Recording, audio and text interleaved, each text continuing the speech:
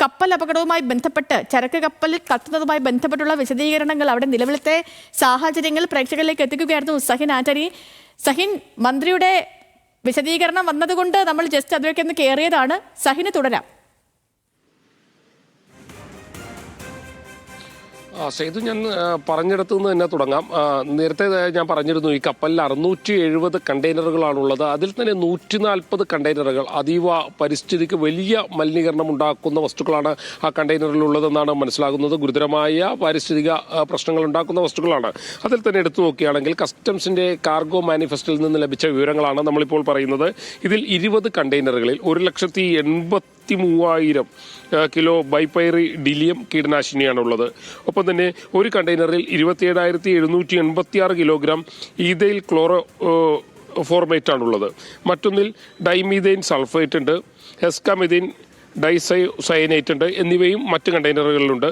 167 പെട്ടി ലിഥിയം ബാറ്ററികളുണ്ട്. ബെൻസോഫെനോൺ എന്നിവ പരിസ്ഥിതിക്ക് ഭീഷണി ഉയർത്തുന്ന ഈ വസ്തുക്കളാണ് ഇതിലുള്ളത്.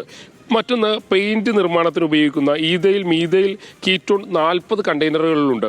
ഇതെല്ലാം നേരത്തെ ഞാൻ പിന്നെ 12 കണ്ടെയ്നറുകളിൽ നാഫ്തലിൻ, പാരാഫോർമാൽ ഡിഫൈഡ് എന്നിവയാണുള്ളത്.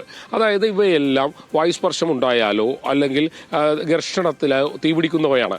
അതുകൊണ്ട് തന്നെ പരിസ്ഥിതിക്ക് വലിയ നാശനഷ്ടം ഉണ്ടാക്കുന്ന വസ്തുക്കളാണ് ഇതിലുള്ളതെന്നാണ് മനസ്സിലാക്കാൻ കഴിയുന്നത്. വായു സമ്പർക്കം ഉണ്ടായാൽ തീപിടിക്കുന്ന 4000 കിലോ രാസവസ്തുക്കളും കണ്ടെയ്നറിലുണ്ടെന്നാണ് മനസ്സിലാക്കാൻ കഴിയുന്നത്. ഞാൻ നേരത്തെ സൂചിപ്പിച്ചതുപോലെ തന്നെ കസ്റ്റംസിൽ നിന്ന് ലഭിക്കുന്ന അവരുടെ കാർഗോ മാനിഫെസ്റ്റോയിലാണ് ഈ വിവരങ്ങളെല്ലാം ഉൾപ്പെടുത്തിയിരിക്കുന്നത്. സേതു,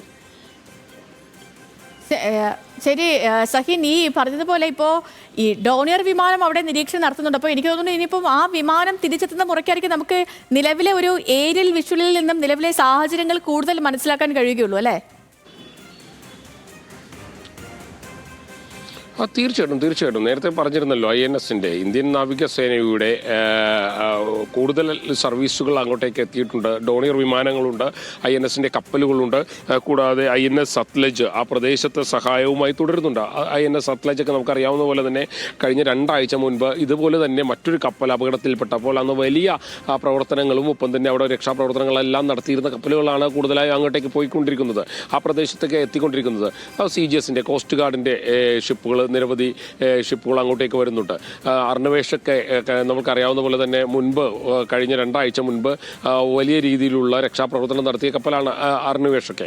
ഈ അർണവേഷും സത്ലജും അടക്കമുള്ള കപ്പലുകൾ അവിടെ ഉണ്ടായിട്ടും ഫയർ ഫൈറ്റിംഗ് തുടങ്ങാൻ കഴിഞ്ഞത് പോലും മണിക്കൂറുകൾ മുന്നേ മാത്രമായിരുന്നു. കാരണം ഇന്നലെ എല്ലാം നിന്ന് കത്തുന്ന നിലയിലായിരുന്നു കപ്പലുണ്ടായിരുന്നത്. മധ്യഭാഗത്ത് തീപിടിച്ചതുകൊണ്ട് തന്നെ വശങ്ങളിൽ നിന്ന് ഒരു ഫയർ ഫൈറ്റിംഗ് ആരംഭിക്കാൻ കഴിഞ്ഞിരുന്നില്ല. കപ്പലിൻ്റെ പരിസരത്തേക്ക് പോലും എത്താൻ കഴിഞ്ഞിരുന്നില്ല. ഏറെക്കുറെ പുലർച്ചയോടുകൂടിയാണ് ഈ കപ്പലുകൾക്കൊക്കെ ഒന്ന് മറ്റ് ഈ ചരക്ക് കപ്പലിലേക്ക് എത്താൻ കഴിയുന്നതും ഫയർ ഫൈറ്റിംഗ് ആരംഭിക്കാൻ കഴിയുന്നതും. ഇപ്പോഴും ഫയർ ഫൈറ്റിംഗ് ശക്തമായി തന്നെ തുടർന്നുകൊണ്ടിരിക്കുന്നു. എത്രയും പെട്ടെന്ന് തീയണക്കാനുള്ള ഒരു നീക്കം നടത്തുന്നുണ്ടെപ്പോഴും നമുക്കറിയാം, സേതു നേരത്തെ സൂചിപ്പിച്ചതുപോലെ ഏറെക്കുറെ 24 മണിക്കൂറാകാൻ പോകുന്നു. അപ്പോഴും ഈ കപ്പലിനകത്ത് ആരൊക്കെ ഉണ്ട് എന്ന് പോലും ഇപ്പോഴും 4 പേരെ കാണാതെയായിട്ടുണ്ട്. അതൊക്കെ ഈ 4 പേര് കപ്പലിനകത്തുണ്ടോ അല്ലെങ്കിൽ അവരെ കണ്ടെത്താൻ കഴിയുമോ എന്നുള്ളത് പോലും ഇപ്പോഴും നമുക്കൊന്നും പറയാൻ കഴിയാത്ത അവസ്ഥയാണുള്ളത്. സേതു, ശരി സഹിൻ, ഇപ്പോൾ ഈ പറഞ്ഞ പോലെ ആശങ്കപ്പെടുത്തുന്ന ഒരു സാഹചര്യമാണ് നിലനിൽക്കുന്നത്. പ്രത്യേകിച്ച് ഒരു കപ്പൽ കത്തിക്കഴിഞ്ഞു, അതിൻ്റെ ഒരു ആശങ്ക വിട്ടൊഴിയുന്നതിന് മുൻപ് മറ്റൊരു അപകടം. അപ്പോൾ അത് തീ ഇതുവരെയും നിയന്ത്രണ വിധേയമാക്കാനും കഴിഞ്ഞിട്ടില്ല. ഇനിയിപ്പോൾ അറിയേണ്ടത് സഹിൻ, ആശുപത്രിയിൽ ചികിത്സയിലുള്ളവരുമായി ബന്ധപ്പെട്ടുള്ള വിശദാംശങ്ങളാണ്. 2 പേരുടെ നില ഗുരുതരമെന്നാണ്, ഗുരുതരമെന്നല്ല കുറച്ച് അതീവ ഗുരുതരമെന്നാണ് അറിയുന്നത്. ഏറ്റവും പുതിയ അപ്ഡേറ്റ് എന്താണ് ആശുപത്രിയിൽ നിന്നും കിട്ടുന്നത്? സേതു സൂചിപ്പിച്ചതുപോലെ തന്നെ 18 പേരെയും ആശുപത്രിയിൽ എത്തിക്കാൻ കഴിഞ്ഞപ്പോൾ അതിൽ 2 പേരുടെ നില ഗുരുതരമായിട്ട് തന്നെയാണ്. അവർക്ക് ശ്വാസകോശത്തിൽ വരെ വലിയ രീതിയിൽ പരിക്കുകൾ ഏറ്റിട്ടുണ്ട്. പൊള്ളൽ കാര്യമായി തന്നെ ശരീരത്തിൻ്റെ പല ഭാഗങ്ങളിൽ ഉണ്ടായിട്ടുണ്ട് എന്നുള്ളതാണ് മനസ്സിലാക്കാൻ കഴിയുന്നത്. അവരുടെ നില അതീവ ഗുരുതരമായി തന്നെ തുടരുകയാണ്. 5 പേർക്കായിരുന്നു പരിക്കേറ്റിരുന്നത്. അതിൽ തന്നെ 3 പേരുടെ നില അത്ര വലിയ പ്രശ്നമല്ല, പക്ഷേ 2 പേരുടെ നില ഗുരുതരമായി തന്നെ തുടർന്നുകൊണ്ടിരിക്കുകയാണ്. മറ്റുള്ളവർക്കും ചികിത്സാ സഹായം കൊടുക്കുന്നുണ്ട്. ക്യാപ്റ്റൻ ഇപ്പോഴും കപ്പലിൻ്റെ പരിസരത്ത് തന്നെയാണ് എന്നുള്ളതാണ് മനസ്സിലാക്കാൻ കഴിയുന്നത്. എന്തായാലും ഇവരൊക്കെ എവിടെയാണ്, ക്യാപ്റ്റനൊക്കെ എവിടെയാണ് എന്നുള്ളതിൽ ഇപ്പോഴും ഒരു ഉറപ്പ് ഇന്ത്യൻ നാവികസേനയിൽ നിന്നോ കോസ്റ്റ് ഗാർഡിൽ നിന്നൊന്നും നമുക്ക് ലഭിച്ചിട്ടില്ല. 18 പേർ അവിടെ ഉണ്ട് എന്നുള്ളത് മാത്രമാണ്. ആ കൂട്ടത്തിൽ ക്യാപ്റ്റൻ ഉണ്ടാകാമെന്നുള്ളൊരു പ്രതീക്ഷയായിരുന്നു നമുക്കുണ്ടായിരുന്നത്. പക്ഷേ അക്കാര്യത്തിൽ ഇപ്പോഴും ഉറപ്പ് പറയാൻ കഴിഞ്ഞിട്ടില്ല എന്നുള്ളതാണ് എന്തായാലും ലഭിക്കുന്ന വിവരങ്ങൾ അനുസരിച്ച് നമുക്ക് 4 പേരെ